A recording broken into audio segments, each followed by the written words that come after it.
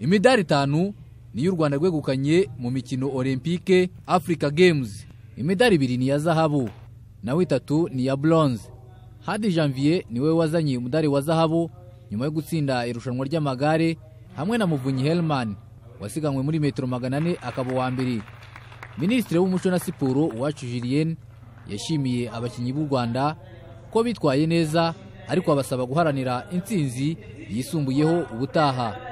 Muvunyi Helman watwaye umudari wa zahabu avuga ko bikesha imyitozo ihagije, naho Ndayisenga Charlotte wari mu ikipe ikina beach volleyball avuga ko gukina n'amakipe atandukanye kandi mu gihe gito byatumye babura amahirwe yo kubona umwanya wa mbere bitewe n'umunaniro.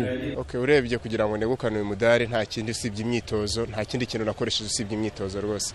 Nubwo itari iri hejuru cyane ariko ndizera neza ko imyitozo nari maranye igihe ariyo yamfashije kugira ngo mbe natwara uyu mudari wa zahabu.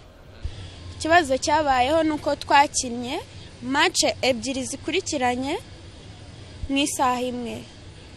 Habayeho kunanirwa. Match ya mbere twayikinnye na Nigeria bigoranye nkuko nari nabivuze.